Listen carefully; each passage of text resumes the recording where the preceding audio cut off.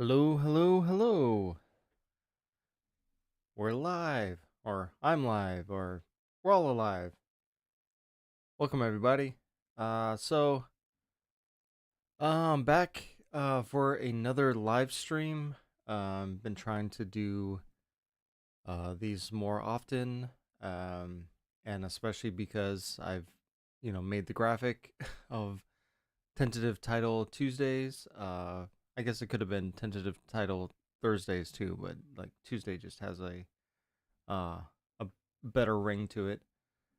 But anyway, so what I wanted to talk about today was if you have been following the news, um, over the weekend, the AMPTP, which is the studios, um, hashed out a deal with the WGA to have a tentative deal, and so that was some really good news that happened a lot quicker than I thought it was going to. The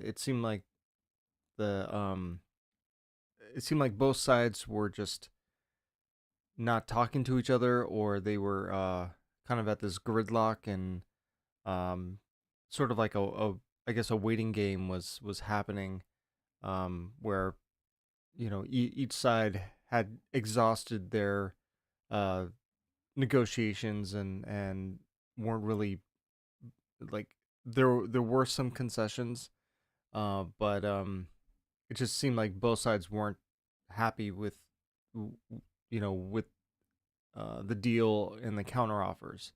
So, but all of a sudden, I you know I got word that that they were going back to the table, and um you know how it is with the internet. There's like rumors that kind of pop up. People just kind of throw things out there, and sometimes it's not verified, or sometimes it's wishful thinking, and then a rumor gets started, and then everybody thinks that something is going to happen when it's not going to happen. But this time it was like they they um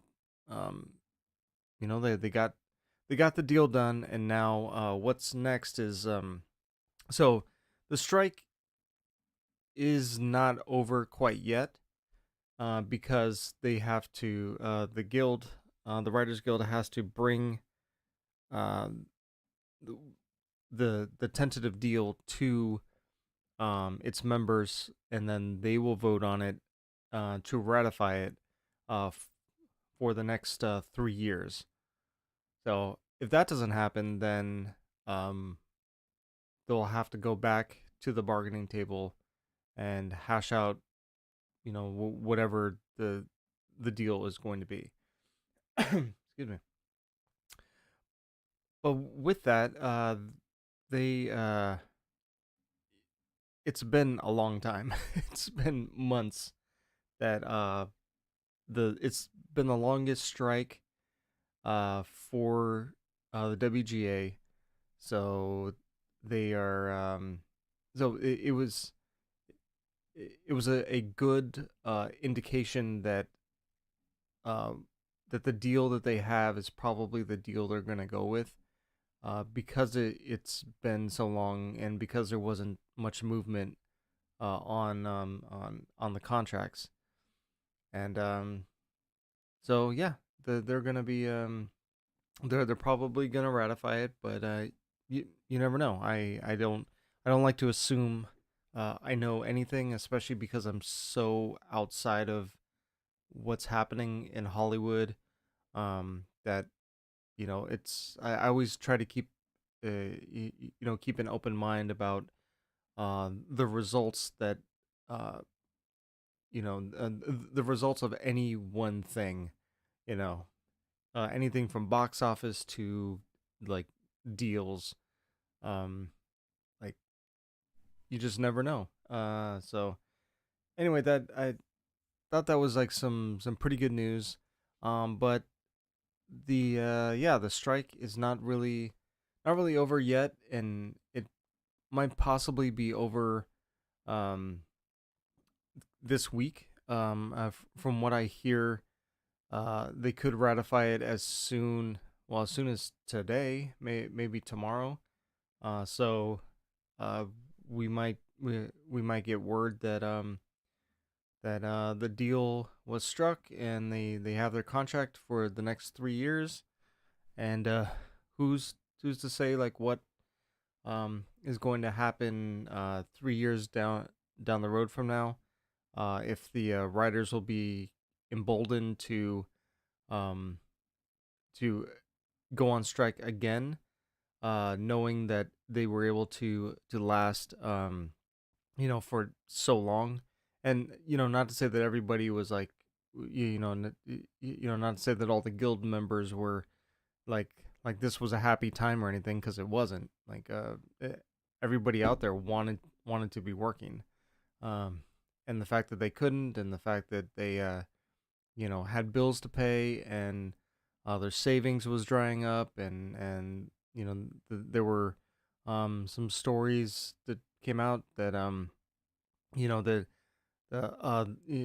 the writers were asking for rent assistance, um unless that was the actors, it probably was for both of them, though, that they were um filing for financial assistance. So yeah, we'll just have to see what happens. We'll we'll get uh,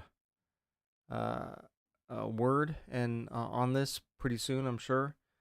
And then we still have the actor strike, the uh, a SAG after a strike that's happening at the same time.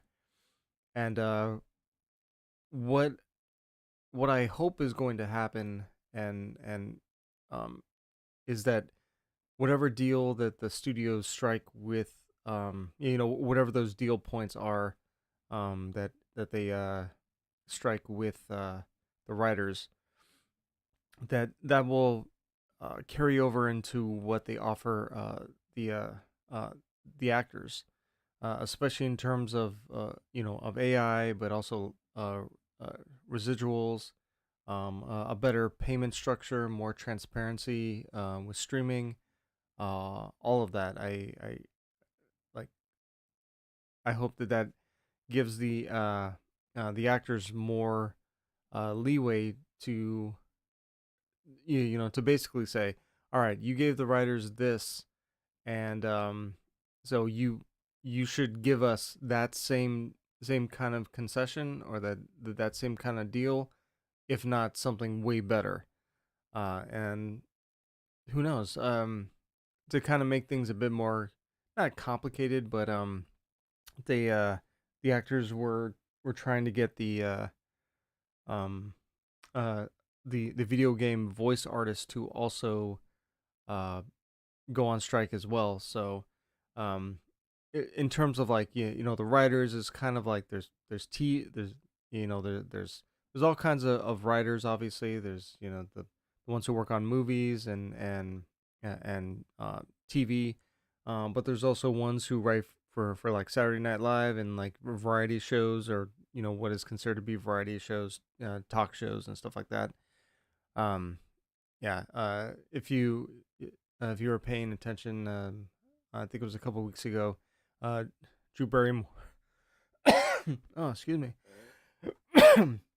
ah, hmm. uh, Drew Barrymore, had tried to get her show to go back on the air because, well, from what I understand, she was uh, probably under a contractual obligation to uh, produce a certain amount of shows, and so she wanted to get back to work, but also she was like, well, we're it's gonna hurt to go back without writers, but like I need, like, the crews need to get back to work. There are other um other you know parts of the there are other um departments that need to get back to work. And so she tried to do that, and it wasn't a great look.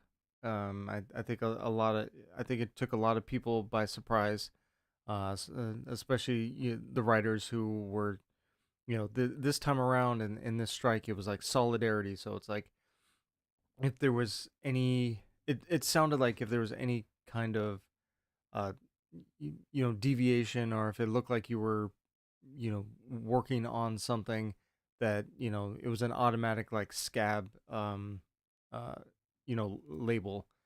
So no, excuse me. But so she had to retract all that plan, as well as some other talk shows that were were also planning to come back and be and be on the yeah, and to go back into production. So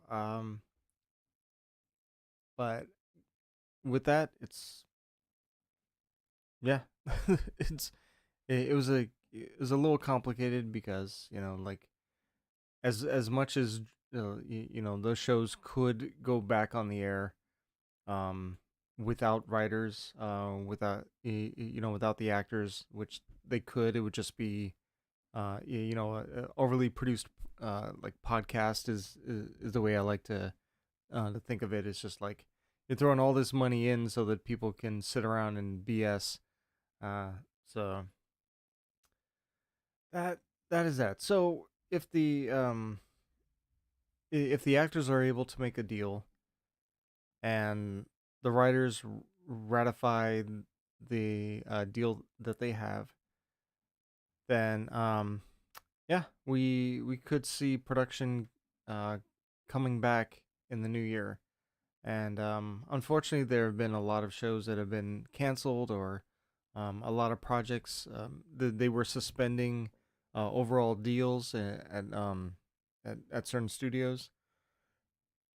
But that was just a suspension. That wasn't an actual uh, cancellation. So it's like those deals were still in place.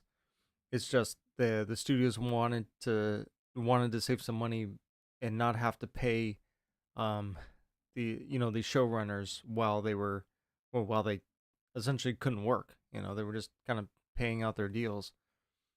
So that that made sense. But it also, I think a lot of people hoped, especially when it came to some shows that just haven't been great. The writing has been lackluster, or the showrunner that had their deal suspended uh, was just, they weren't really great at their jobs, if from a certain point of view, or from a certain perspective. So uh, yeah, I don't know.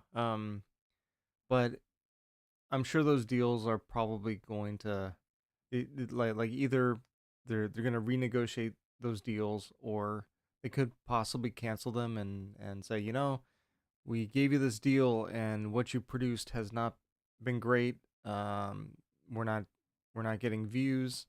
So yeah, we're just going to cancel it outright, which is possible. I mean, they could, they just bu- buy out a deal, or um you know do some clever uh lawyer stuff uh to make sure that they can get out of those deals, so they don't uh have to worry about them, and it will save them some money.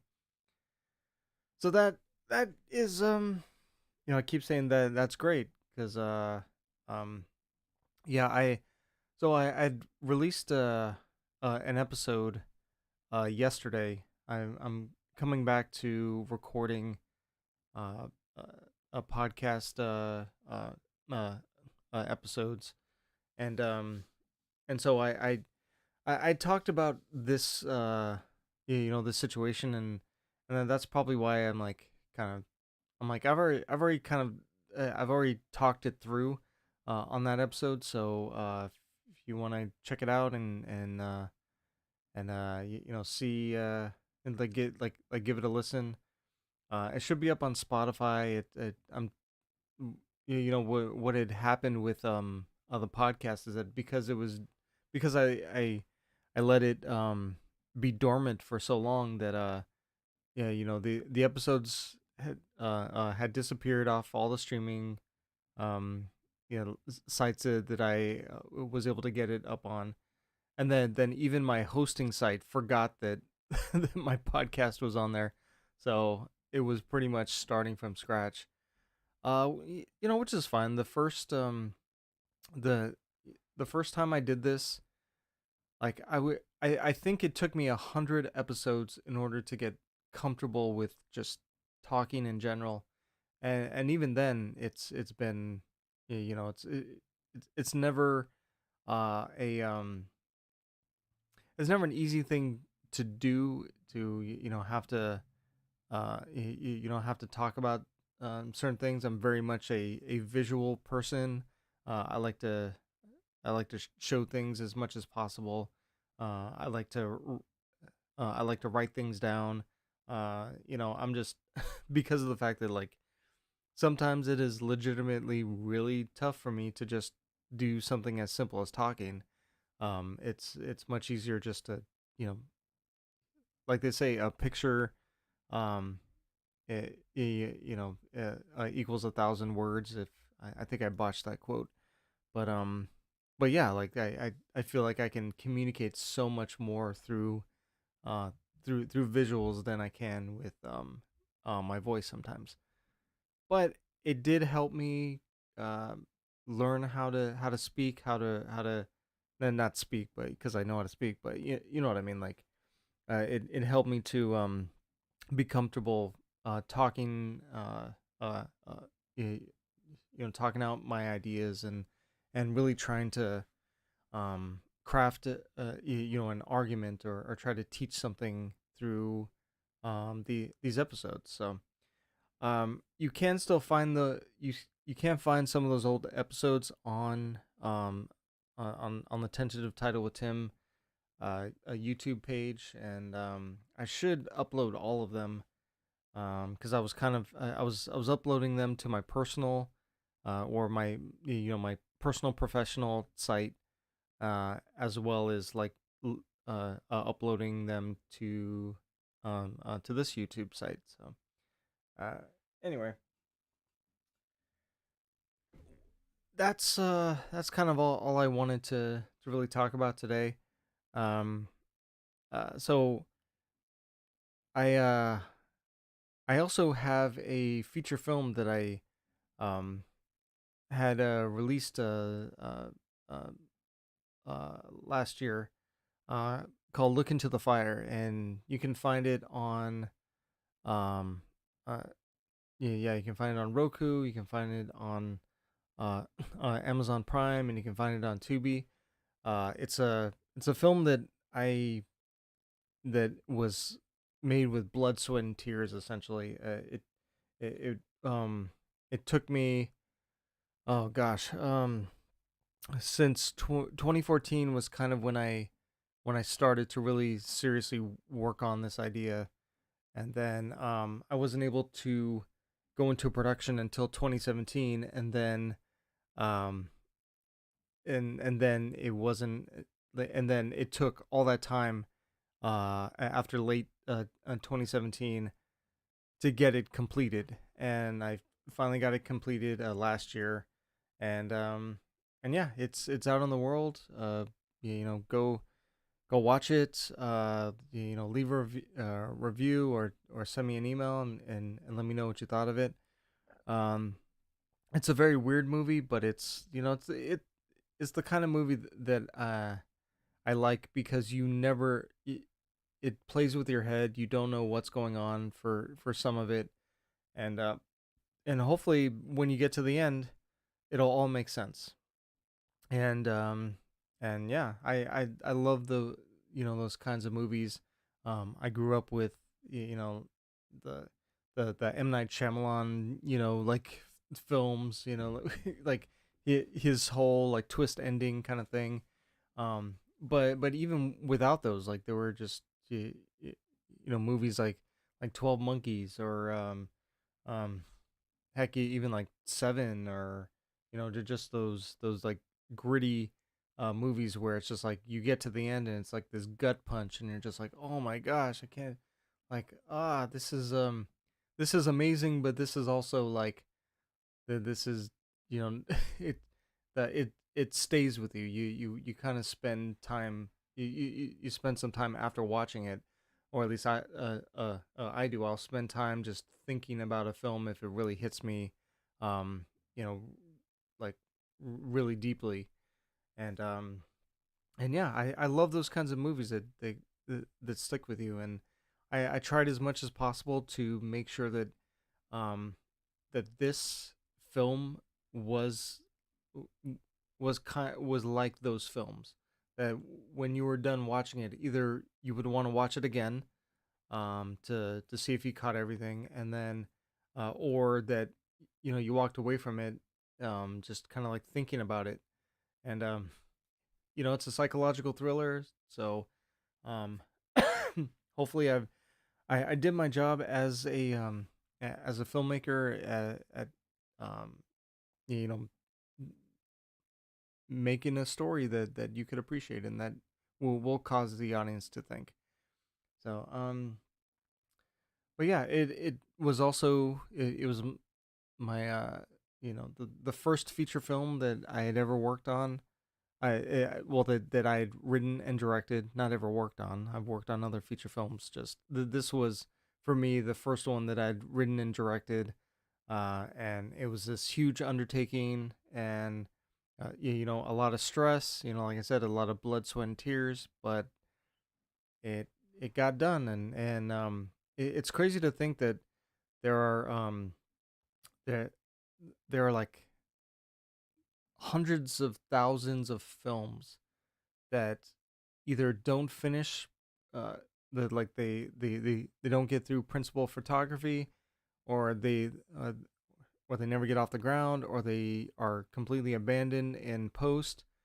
And I mean, it's just it's amazing that is what happens, because like if you set out to make something, it's like you kind of do all you can to make sure that it gets finished.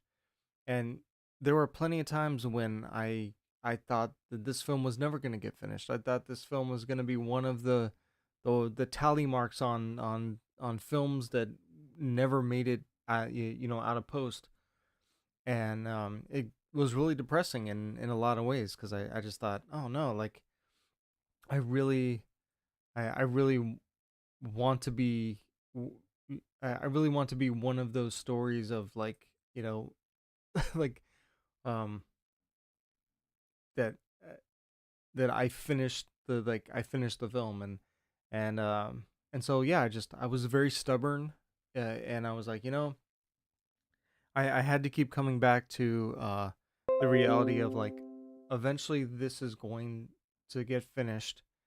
I don't know when that is, but if I if I keep pushing, if I keep trying to get it closer to the finish line, then at least I'll walk away with something, and at least I'll have something. At least I'll have a complete film that I can put out into the world. And yeah, so I guess the moral of the story is just don't give up. It's like it may seem like things are not working out now. It may seem like depending on where you are in the process of what you're making, like it can seem like it's not going to happen, or that it's like that there are too many roadblocks, or there's just so much that is like getting in the way of completing the whatever project. It could be something you're writing, something you're filming.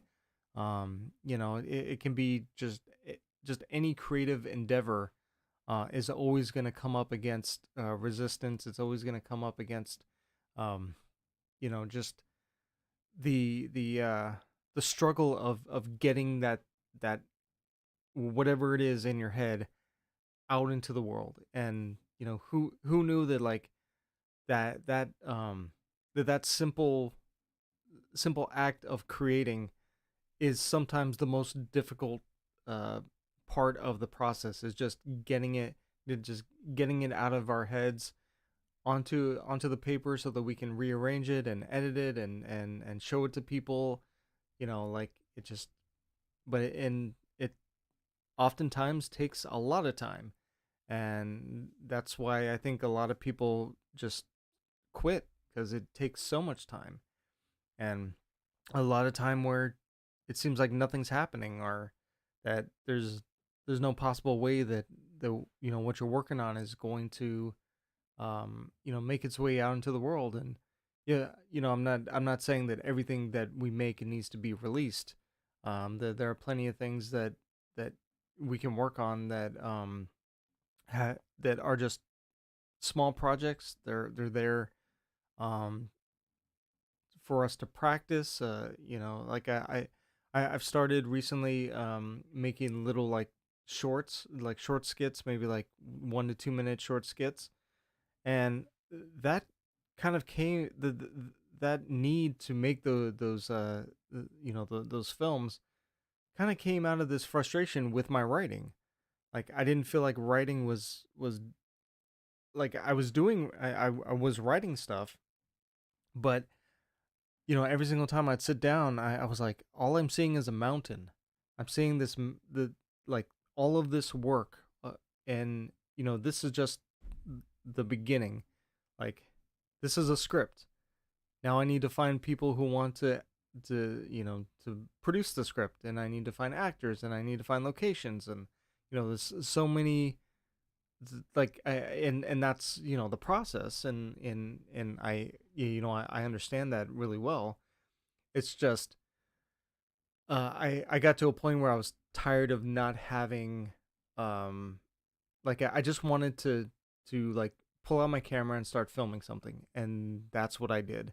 And then I made one little short, and then I made like 4 shorts last week, because I was like, I just I have a scenario.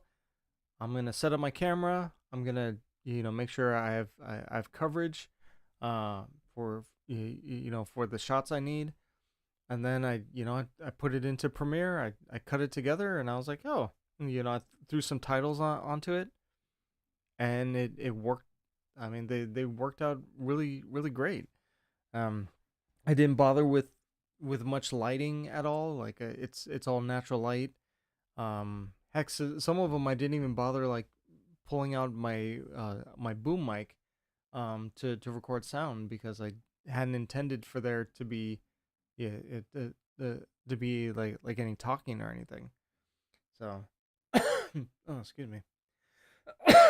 Yeah, it's a bit dry in this room. So, um, but yeah,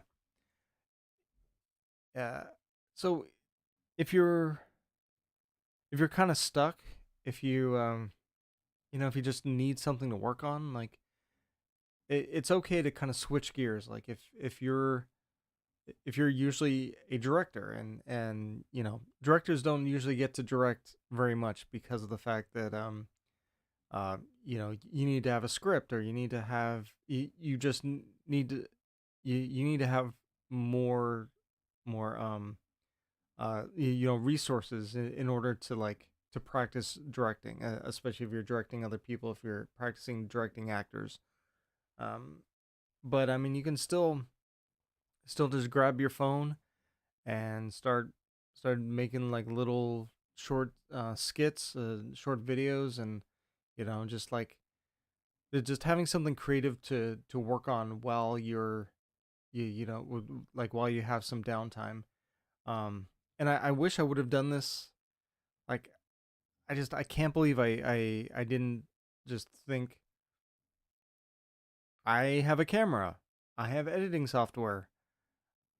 I always hear the people always say, you have all like you like all you have to do is just go out there and film something. And I'm like, yeah, but I want the thing that I filmed to be good. Or like, yeah, I want the thing that I filmed to be interesting. And when I look around, I don't see anything around here that's like like really that interesting. So, and I had to kind of break myself from that, from thinking like that, because uh, there are interesting things around where I live. The reason why they're not interesting is because I see them every day. But once I put a camera on them, or once I show it from a particular angle, that thing that seems to be very mundane would actually be something really interesting. And depending on how I film it and the context in which I film it, how I put it into the edit, it could be really interesting. And so it took a very long time before I got so frustrated with my writing that I was like, I'm just gonna grab the camera and I'm just gonna I, I I'm just gonna film something. And that's really just what happened. I had this like scenario in my head, and one morning I was just like I was like standing in my room, and I thought I can like I'm just gonna grab the camera and I'm gonna start filming this like this scenario that I have in my head. And from there, like I had no script. I had no idea like where this whole thing was gonna go. But like, as I was like filming one thing, I would think, well, okay, um, now I now we're gonna move on to like the natural progression of this story in particular is gonna I'm gonna go over here, I'm gonna go over here, and then by the time it was done and I cut it all together, I was like, oh wow, like I had not intended for this film to go where it went, but it was a fun improv. It was a fun thing to do where there was no pressure. Nobody was expecting it. I didn't tell anybody I was doing it. I just did it. And sometimes that's all you need is like, you just go out and say, what, I'm just gonna do something creative. I don't know what it is. I don't know how it's going to turn out, but I'm just gonna go out and just do it. And if you have like the very minimum resources, it's like and some time, you you can do it. You can make a small thing, and then you can share it with the world, and you can even say, here's the thing that I put together. I don't expect it to be great, but I'm proud of it. Or like, here's something that I did.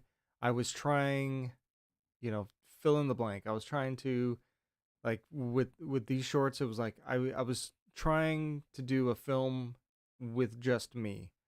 Like, just I was the crew. I was, I was the actor. I didn't have a script. I didn't set up any lights. Like I did a little bit of like turning on lights in the room to kind of give a certain look, but like there was no planning involved. I I wasn't storyboarding anything.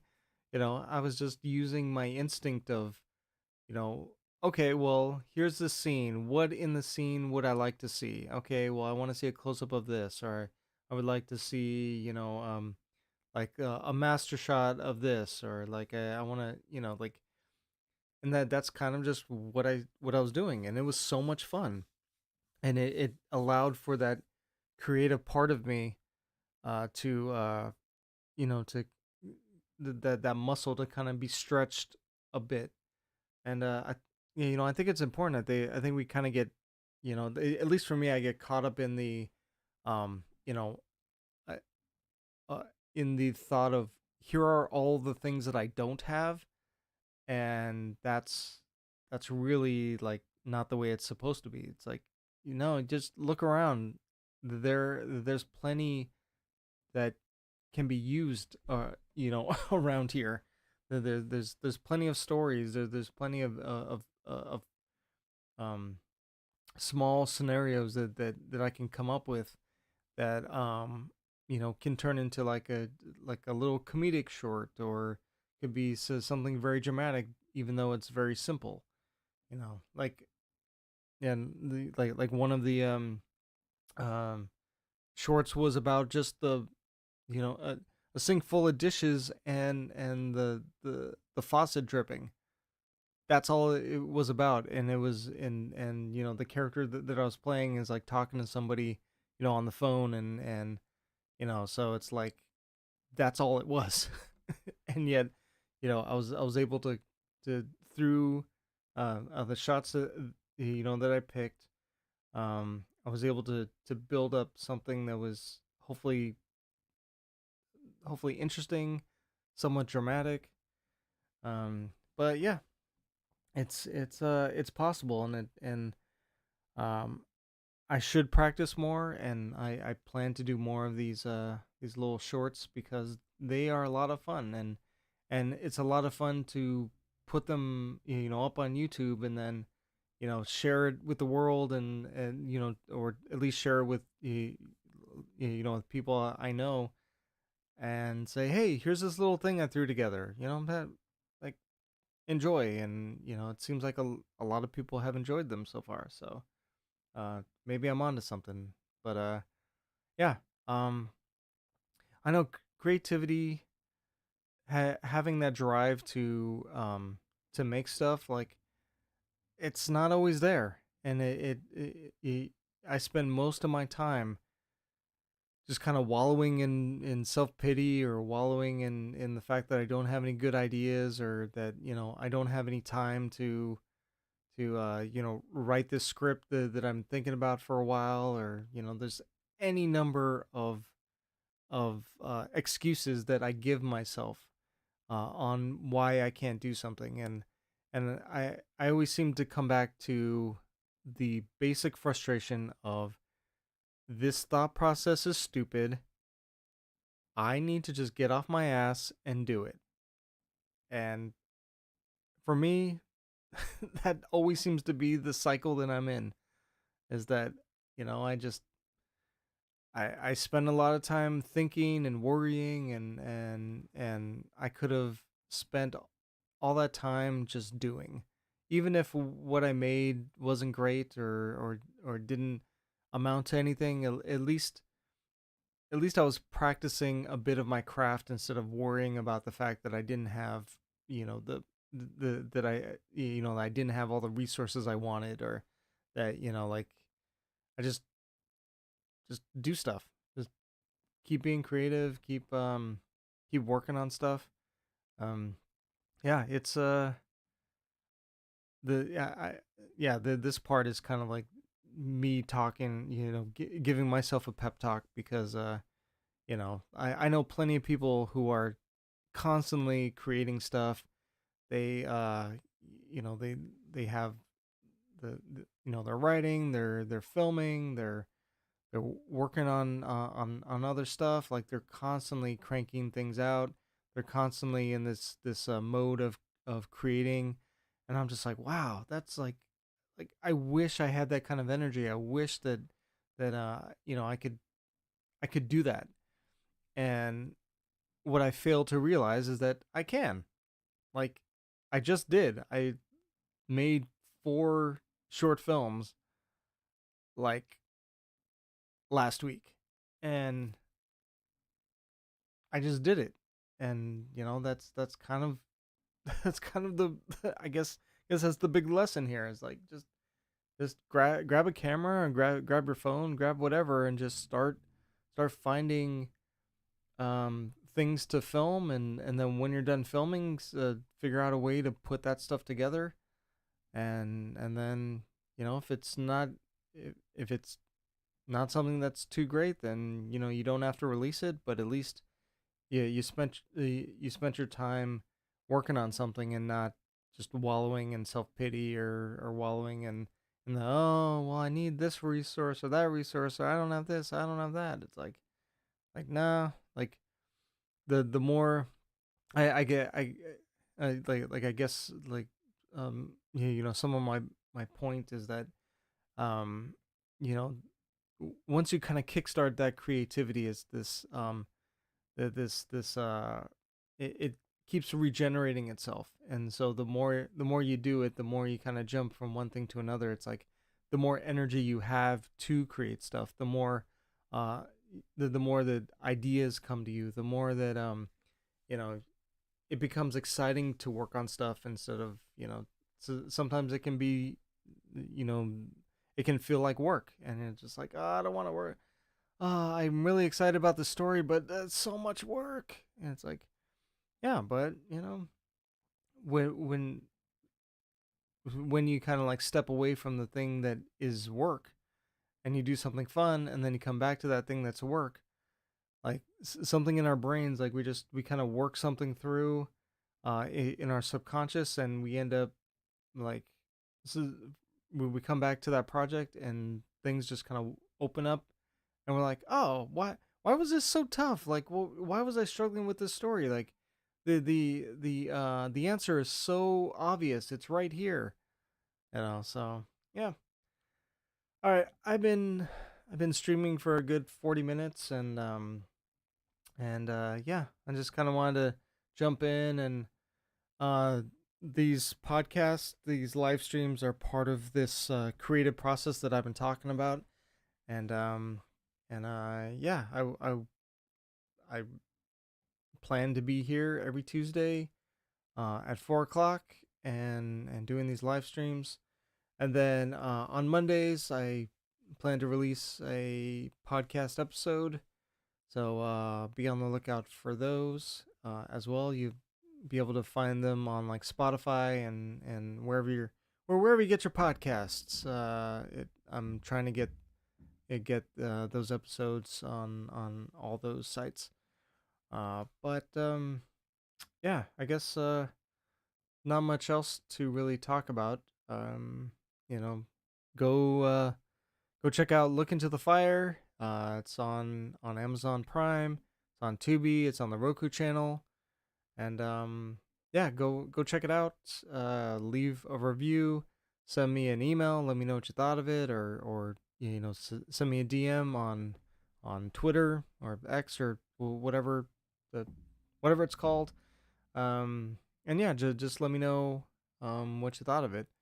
Because like like with creating anything, you never know uh how the audience is going to receive it sometimes, and uh there have been people that I thought would not like the film at all, that absolutely that they just love it.